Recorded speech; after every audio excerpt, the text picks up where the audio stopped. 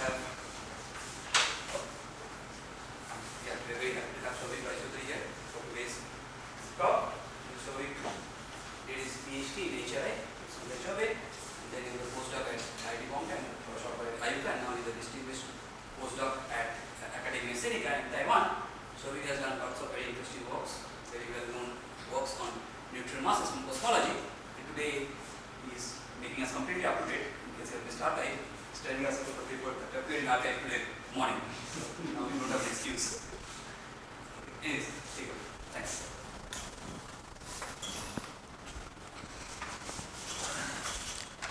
Hi Ranjan, thanks for the introduction. Hi, so I'll talk on cosmology in an extended parameter space, especially with DESI BAO, in the context of DESI BAO results on dynamical dark energy and neutrino masses. So this is the paper that appeared today on arXiv, and this talk is based on that. The paper is written with Teppei Okumura, who is a faculty at Academia Sinica Institute of Astronomy and Astrophysics, where I am a postdoc. So I'll start with cosmic evolution, and at the very early times, radiation dominates the universe compared to matter, but then the radiation energy density falls quickly compared to matter density, and we go to matter-dominated era, and then at somewhere close to the present time, the dark energy density, which takes over, and here dark energy density remains constant throughout the evolution of the universe because it is represented as a cosmological constant, but it need not be so, and we'll come to that later. So this Planck detection of CMB power spectrum is usually at a redshift of 1100, so which is considered a high redshift experiment. Yeah. Oh, it's just -1. So it is the equation of state error bar basically. So it's -1 plus -0.2. So that yeah, this is just. This is just a total variation in energy density that is possible. So now, in the CMB power spectrum, we have detection of anisotropy at the level of 10 to the power -5 in temperature, but we also have measurement of polarization, and polarization is the E-mode polarization is generated close to the recombination when things kind of go out of equilibrium. So usually polarization is not there when you have everything in equilibrium at the very early universe when everything is interacting very strongly. But with the expansion rate of the universe, things start to fall out of equilibrium, and then polarization is generated, and then you can get the 2-point correlation functions of temperature, and then polarization temperature cross correlation, and then E-mode EE spectrum.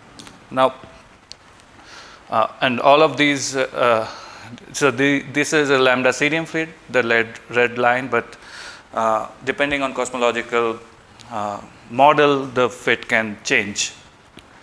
Again, we have baryon acoustic oscillations, which is measured by, the signal is measured by galaxy surveys, which is typically in a low redshift regime, which is from 0 to 3 around. And in this case, so when recombination happens, photons decouple from baryons because electrons combine with protons to form neutral hydrogen. So photon doesn't have enough charged particles to interact with, and that baryon density gets fixed in the co-moving parameter space, and then the universe continues expanding, but you can still see the overdensities in the there's visible matter distributions. So this is an artist impression of that, and so from this BAO or baryon acoustic oscillations signal, you can measure two quantities. One, both of them are angles basically. So one is in the transverse direction and another is in the line of sight direction. So these are the two quantities measured, and so this quantity is co-moving distance at the RD is co-moving distance at the at the end of drag epoch, which is slightly later than recombination, multiplied by the Hubble parameter at that particular redshift of measurement. So BAO doesn't measure H naught or Hubble constant, but what it measures is basically a combination of these two. Now, if you supply RD from CMB, then BAO can give you constraints on H naught. But it is important to note that BAO is a background cosmology probe and not a perturbation probe. These are perturbation two-point correlation functions from the perturbations, but BAO basically puts constraints on the background evolution of cosmology. Now we also have uncalibrated type 1a supernovae. So a typical light curve looks like this, where M represents the flux or the brightness measured, and these can be used as standard candles to give you this measured quantity of H naught dl, where dl is the luminosity distance, and this is proportional to luminosity divided by the flux. And this quantity basically depends on the integrated cosmological evolution till that redshift where a particular supernova is measured. And so type 1a supernova again cannot constrain H naught directly, and you have to basically calibrate the distances with Cepheids or TRGBs, which are so red giant stars, tip of the red giant branch stars, to get a constraint on H naught from supernovae. And that is usually done with local supernovae instead of all the supernovae in a particular sample. But in this paper, we use uncalibrated supernovae, which is usually used to measure cosmological parameters or constrain cosmological evolution, especially dark energy parameters. Now, this result by DESI collaboration, dark energy spectroscopic instrument collaboration, that measures the BAO signal from various galaxy surveys. What they show is basically with DESI BAO and CMB data, which is Planck 2018 data, along with Planck and Atacama Cosmology Telescope lensing data, and 3 different supernovae sample. What they show is that this cosmological constant, so these are dark energy parameters for evolution of dynamical dark energy. And what they show is that cosmological constant, which is at W0 equal to -1 and WA equal to 0, this is ruled out at more than 2 sigma in all 3 data combinations. So this is the dark energy equation of state. In the very early universe, Z is large, so this is basically constant at W0 plus WA. But close to the current epoch, there is variation. If you consider Z to be close to 1, or below, then there is variation in the equation of state. So this is called the CPL parametrization, which is quite popular in the cosmology community. And what they basically show is that cosmological constant, or lambda, is rejected at more than 2 sigma, 2.5 to 3.9 sigma, depending on the this supernova sample used. So this is a very big result of 2024, and so I'll discuss more on this in this. DES DR5 is supernova sample? Yes, it is Dark Energy Survey Year 5 results, and this is Union 3 and Pantheon Plus. Yeah. So Pantheon Plus gives 2.5 sigma rejection, whereas DES Y5 gives 3.9, and Union 3 is in the middle. Then another big result from this DESI BAO collaboration is the result on neutrino masses. So in lambda CDM plus sum of neutrino masses, they get this bound of 0.072 eV, which is quite strong compared to the previous bound of 0.09 eV. And So this is, you can see that 0.06 eV, which is the mass required for, minimum mass required for normal hierarchy, and this is 0.1 eV, which is required for inverted hierarchy. And basically it seems like inverted hierarchy is in trouble from the results if you only consider lambda CDM cosmology.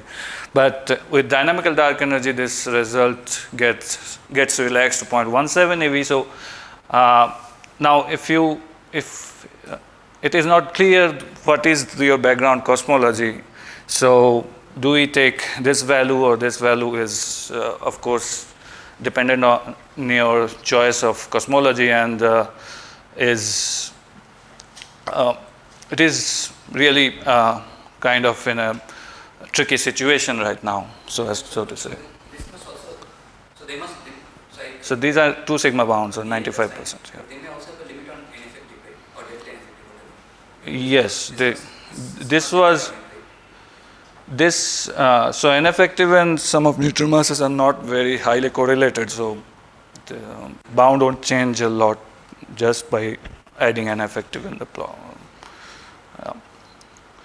But yeah, the thing is that bound is getting quite strong, and given this situation that we don't know which cosmological model is the correct model, I think it's too early to say that this bound is definitive. So when you say one set of the sum of the masses corresponds to inverted, the other corresponds to normal. no, so this is the minimum mass required for normal hierarchy, and this is the inverted hierarchy, and the data shows that I'm asking exactly how do we know that? from neutrino oscillation experiments.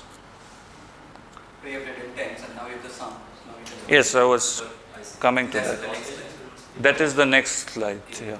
So from neutrino oscillations, we know that neutrinos can have 2 hierarchies. One is in normal hierarchy where M1, M2 are close by, and then M3 is at the top, and we can have the inverted hierarchy where M3 is the lightest mass and M1, M2 are at the top.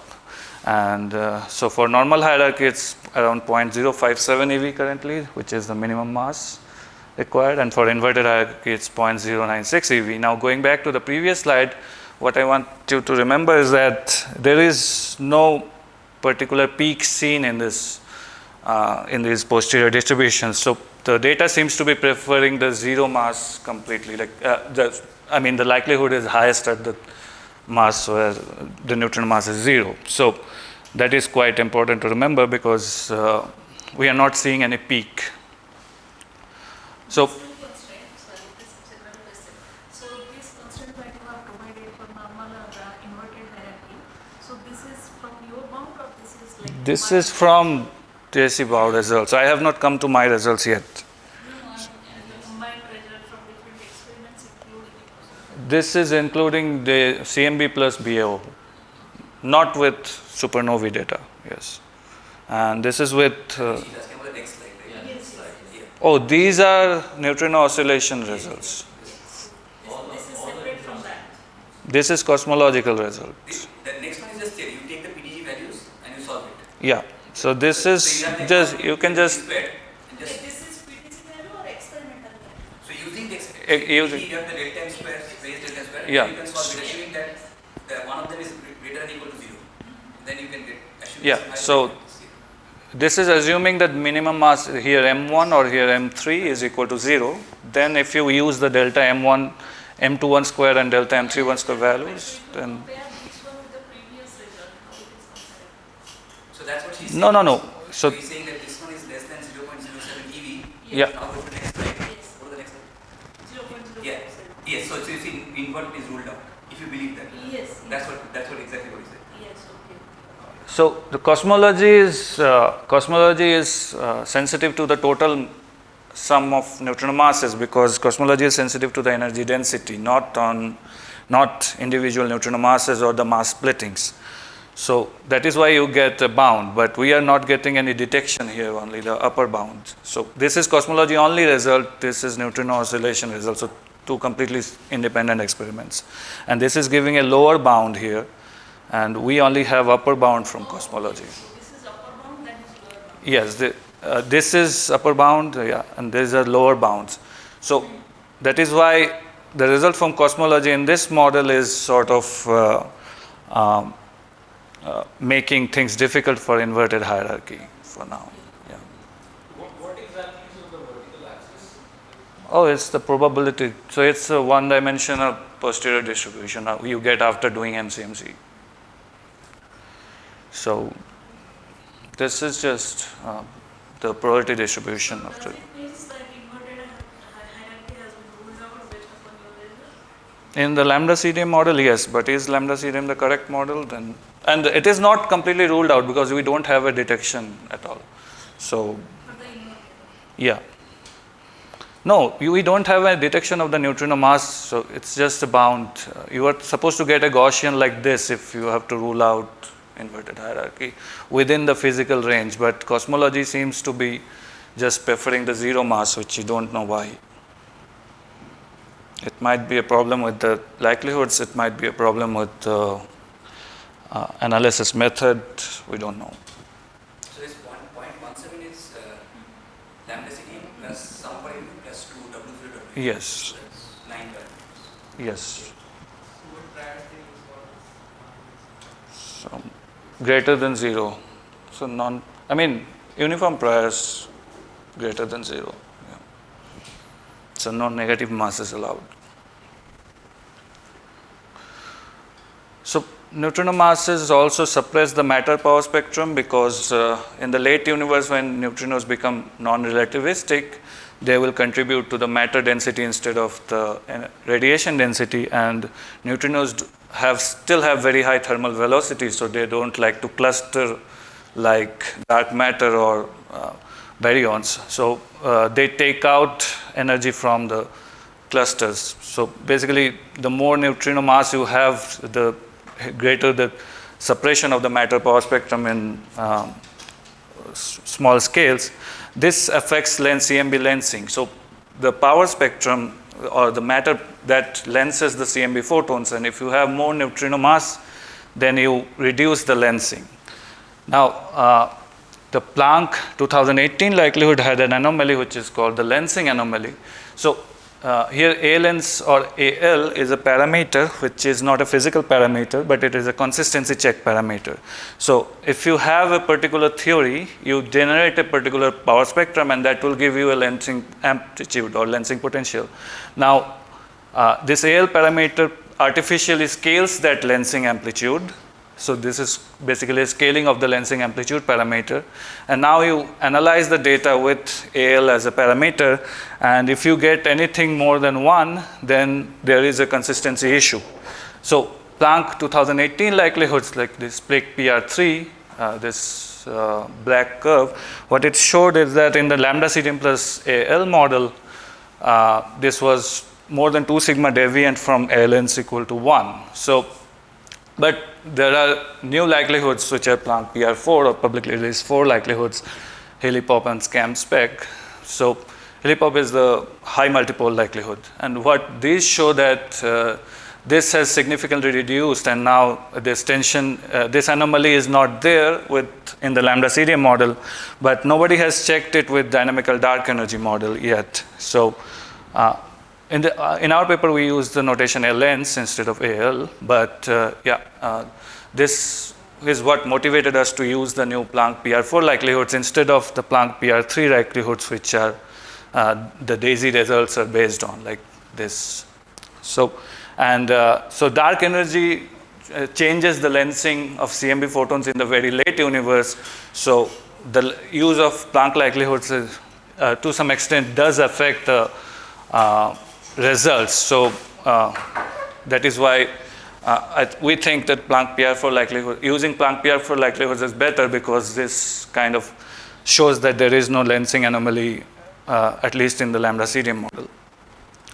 So, yeah. So, at what typical value of K the power spectrum needs to suppress for weak lensing? Sorry. It starts around this value, I guess, 0.02. So, those So this is a linear theory plot. So I have not used. So in non-linear, you get a higher suppression. Actually, yeah. So, what is the Milky Way? This is the scale of Milky Way, right? T equals to 1. Typically, scale of Milky Way. Might be. I'm not sure actually. So, Yeah. will we get any observation effect? I'm not sure. Yeah. I don't think so. But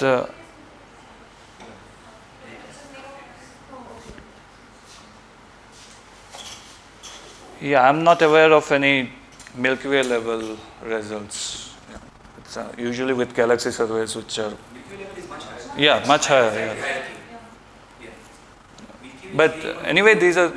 theory plots from theory, so not observations basically. So there is also Hubble tension in cosmology. So this is basically the Planck measurement, and so RS drag again is the co-moving distance up to the drag epoch, where baryons completely decouple from CMB photons, and H naught. So as you can see, the BAO measures the multiplication of these two quantities. So basically, you get a plot, contour plot like this for BAO plus supernovae, and the Shouvik measurement of calibrated type 1a supernovae is at the top, and then you have Planck measurement here. So BAO plus supernovae, both are BAO plus supernovae. This is consistent with both results but at different regions. So the tension currently with Planck and Planck in ΛCDM to remember, and the Shouvik measurement with calibrated type 1a supernovae in the local universe is around 5 sigma.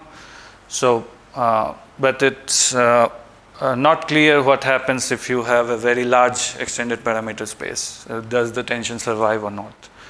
Yeah. In the previous plot, what is on the horizontal axis? Here? No, in the next plot. RS drag. So it's the co-moving distance till the drag epoch. It's the So after recombination, the baryons get dragged with the photons due to gravitational effects, and then they decouple at that particular. So that is where you get the baryon over densities that you saw in this baryon over density. So that is what this RD is basically, which the BAO signal measures.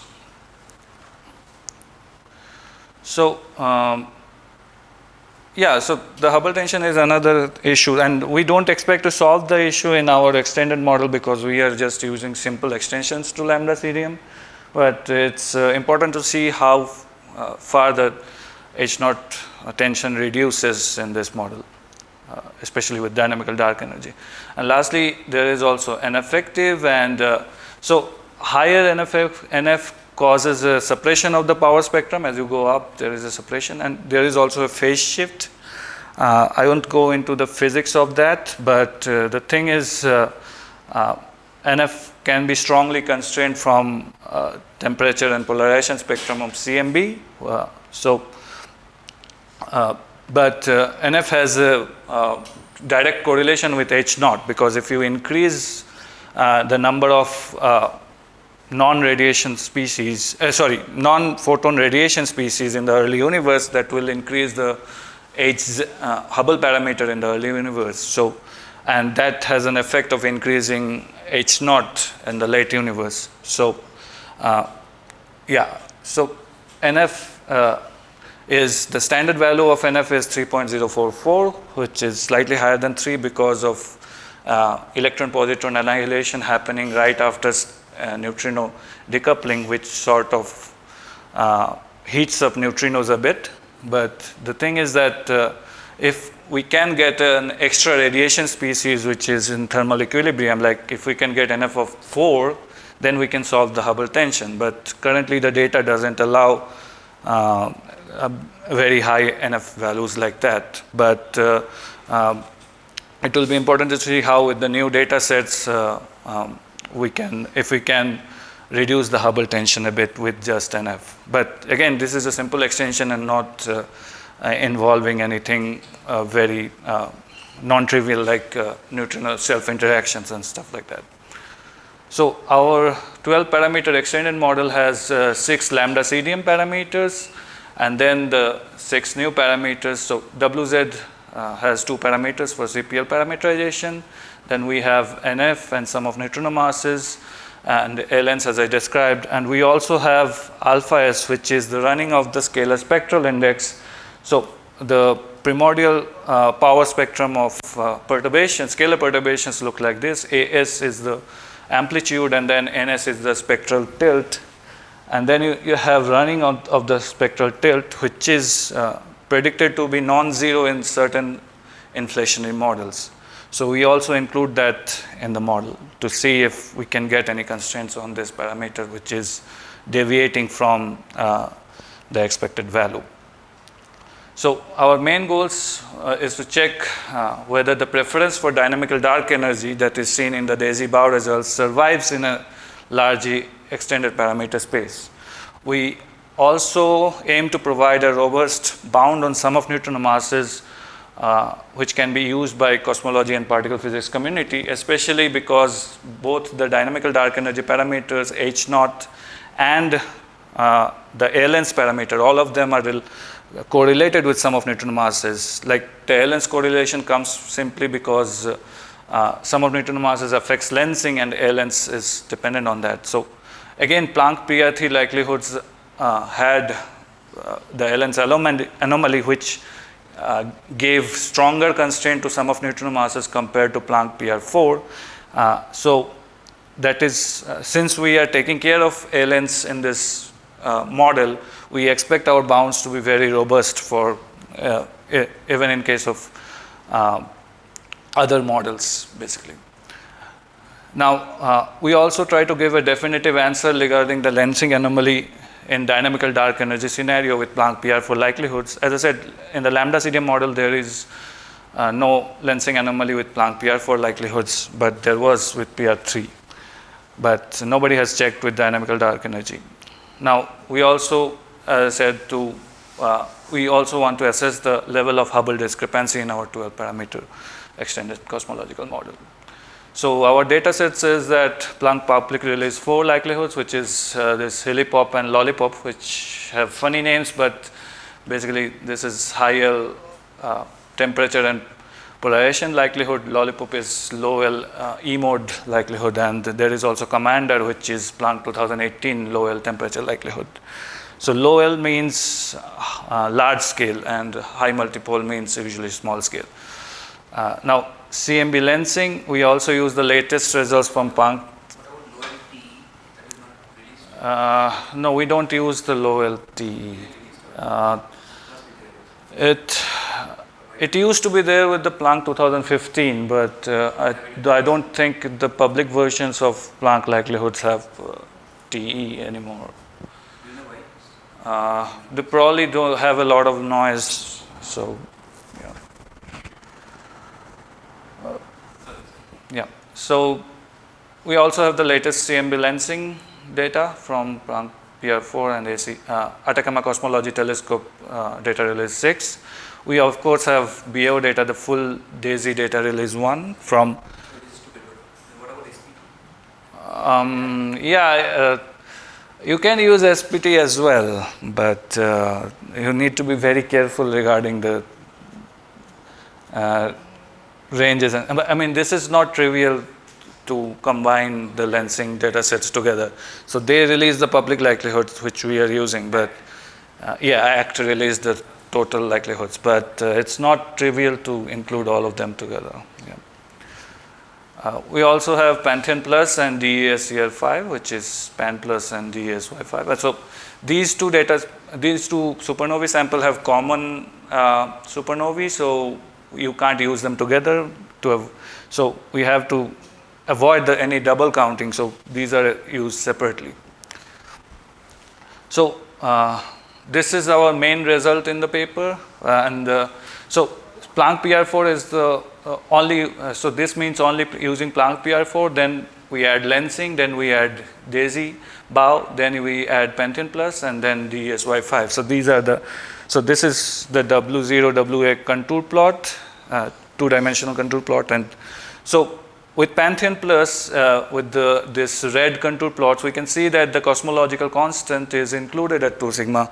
So the measurement, the DESI result that it is excluded at more than 2 sigma does not survive in an extended parameter space. So this is our main result basically. But this is excluded at more than 2 sigma with DES. But recently there was a paper by George F. Statue that DES supernovae data might have systematics, especially in the offset in their measured magnitudes, which and correcting them actually leads to the same results as Pantheon Plus. So this result driven, this exclusion of cosmological constant with DES might be due to the systematics in the DES. So the main point of our paper is that it is still not definitive that we can exclude cosmological constant.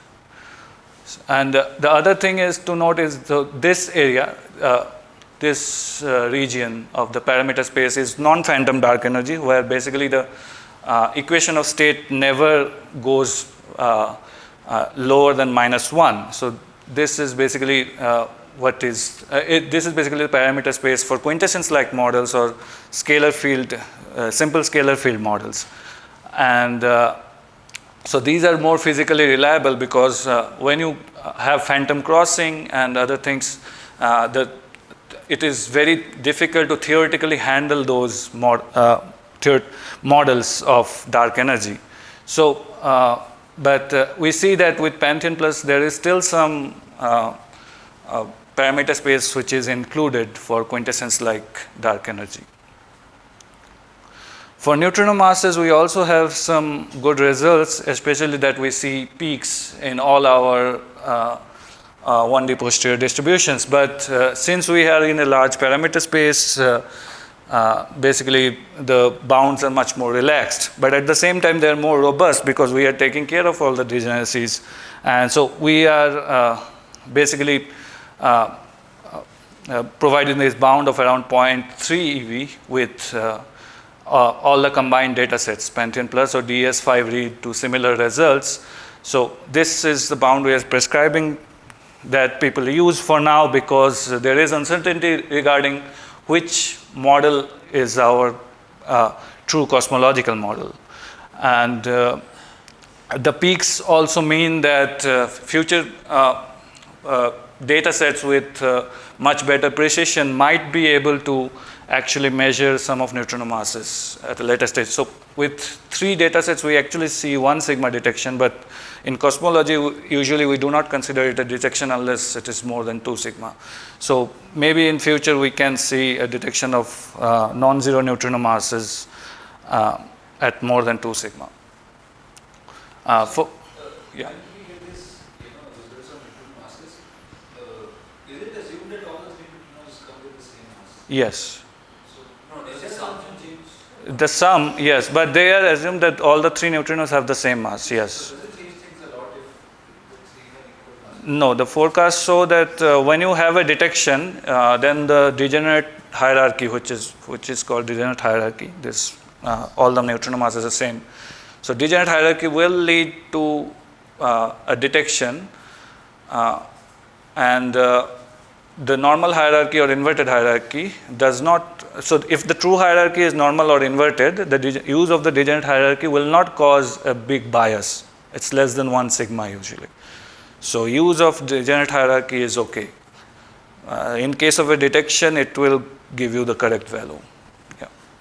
But in case of a non-detection, it is better to provide results with normal or inverted hierarchy as well, because but in this case, it is not required because it is already 0.3, which is much larger than 0.1 or 0.06. So, but in case of DESI results, yeah, it is important because when you have normal hierarchy, when they put a prior that sum of neutrino masses cannot be less than 0.06, then the bound is more than 0.1 eV. So they basically actually don't rule out inverted hierarchy in that case. Yeah.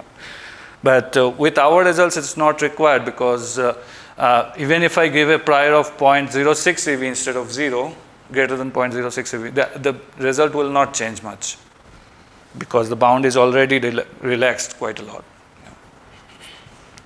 So this, of course, depends on degeneracies with W0, WA along with A lens and H naught. So all of these degeneracies are involved in relaxing the bound.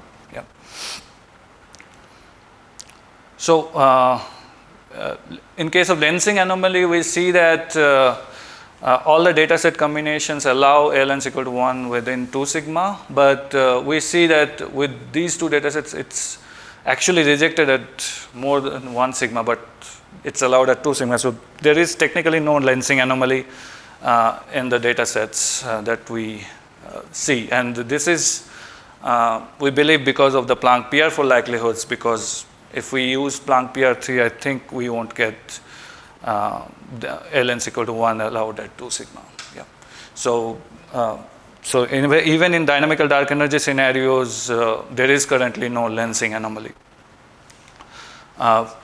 We also find that even in the very large parameter space, the Hubble tension persists at the level of 3.2 to 3.9 sigma. So if you see just Planck PR4 or Planck PR4 with lensing, you get almost no constraint on H naught. And the reason is in dynamical dark energy scenarios, the CMB does not have a sensitivity to basically measure this quantity H naught, which is a late universe quantity. So because CMB is less sensitive to the gravitational potential changes in the late universe. So but then you add BAO data and then you get a constraint, but it is still very relaxed constraint because you actually need to constrain the dynamical dark energy parameters because H naught is directly correlated with W0 and WA. This is a degeneracy called the geometric degeneracy, which allows for very large parameter space in the Planck dataset. But when we get a hold on the values of the dark energy parameters with supernovae data, then we get good constraints on H naught. And these constraints are around 67, 68 plus minus 1. So then the Hubble tension basically persists at 3.2 to 3.9 sigma after considering all the data sets. So this tension is still robust even with new data sets and even in a large parameter space with simple extensions to lambda CDM. So there is also S8 tension or lensing anomaly. So DES year 3 result was weak lensing data, and that had a value of S8 parameter, which is sigma 8 multiplied by omega m divided by 0.3 to the power 0.5. So this tension is at the level of 2.4 sigma with Planck PR3, but this tension is reduced to 1.4 sigma with Planck PR4 likelihoods. So sigma 8 is basically amplitude of the matter power, linear matter power, smoothed over scales of 8 H inverse MPC, around 8 megaparsecs.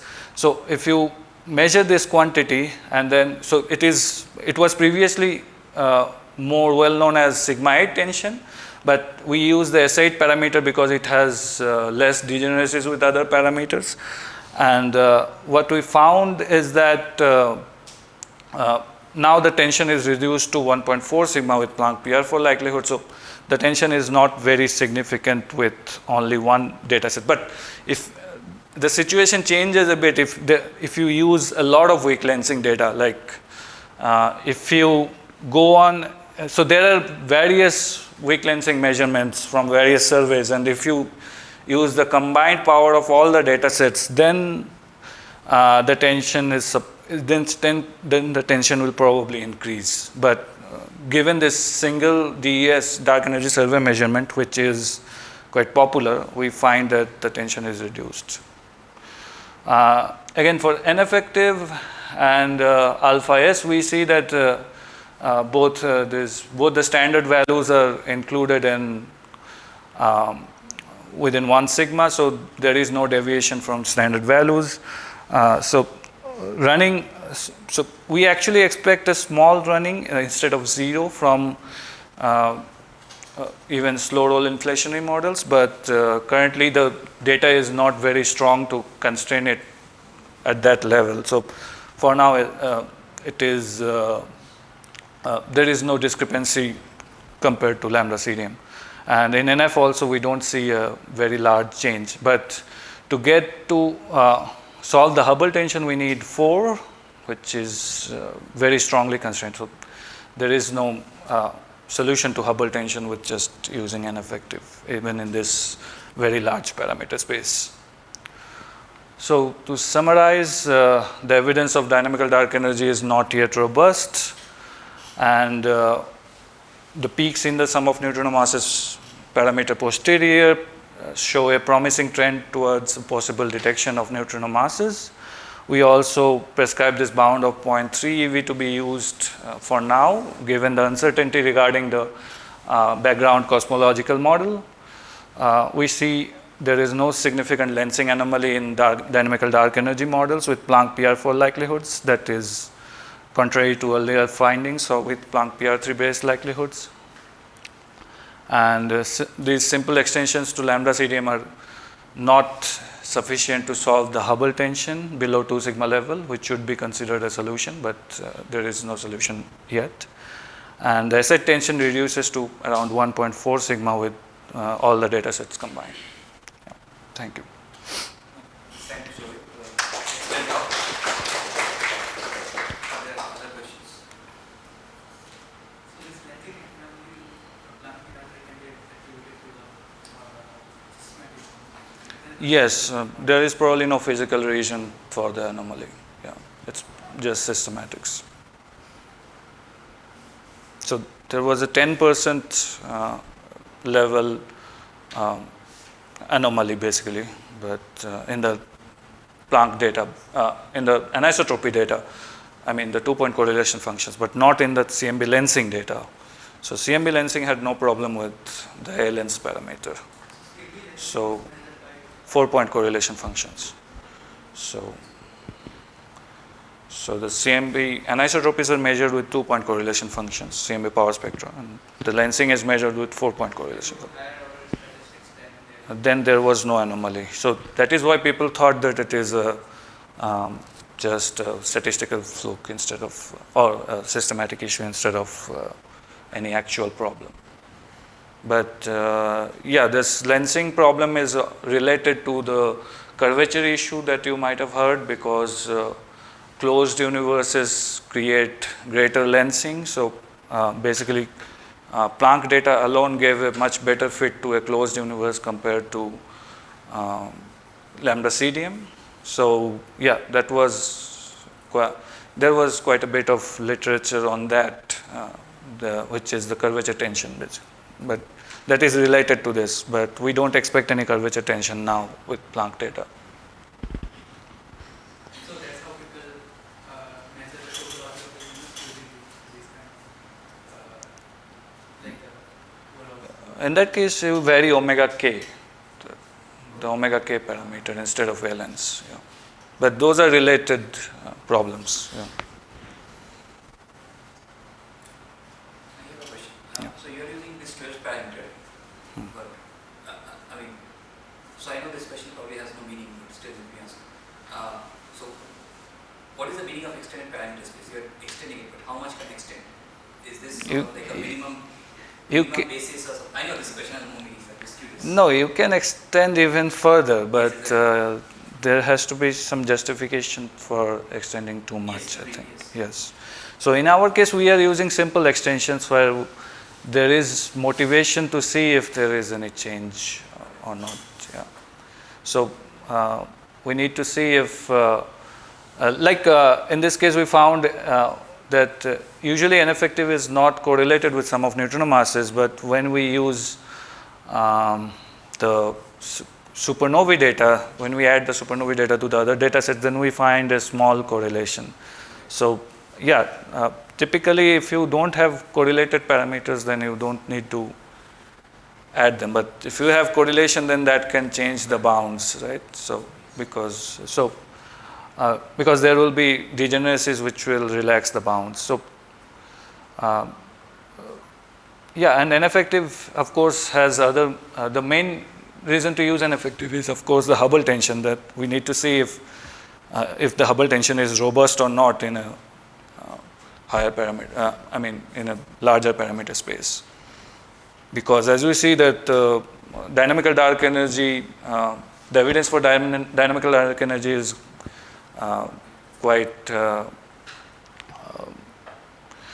problematic currently, because in the larger parameter space it goes away. Yeah. So the parameter degeneracies as well as maybe Planck PR4 likelihood is responsible for that. In any case, increasing M effective is not a solution. No. Push it to 4. That is just not. But there is a catch here, that we are also varying the W0, W parameters, which are. Yes, so. There's no way you can push it to an effective to 4. Uh, Not be any realistic justified extension of your standard model. Through standard model, no, but you can just add a stellar neutrino or something like. There are other constraints you need to worry about at the same time. You just can't. What I'm saying, you just can't take an effective to 4 and forget all the other constraints. Okay, that is part of my question. Second part of my question is that in any of these extent parameter space, you cannot just state that this is shifted to there and henceforth it is better and all that. You need to come up with more concrete measures of saying that this is indeed a better model or a better parameter space, things like Bayesian evidence. Okay, I think this is, in my opinion, is not enough. Once you do a Bayesian evidence, to talk about anything which is better than a. So this was based on Bayesian evidence calculations. So this one, yes, but in a that I don't remember. But there is a chart you can, of course, follow. When you say this is the Bayesian evidence calculation. Yes. So is it with the 6 parameter model or 6 plus 2? This is 6 plus 2. W0, WSEDM with CPL. So there are other parameterizations of dark energy. You already working with 12 parameters, right? Yes, we are not calculating Bayesian evidence because they are very expensive. But the thing is, we don't need to, because even without calculating Bayesian evidence or anything, we can see that it is included in 2 sigma with just MCMC analysis. So the Bayesian evidence comes into play when you have to quantify the tension. So, yeah. 2.5 is with the blue Pantone. Huh? The other figure? Yeah.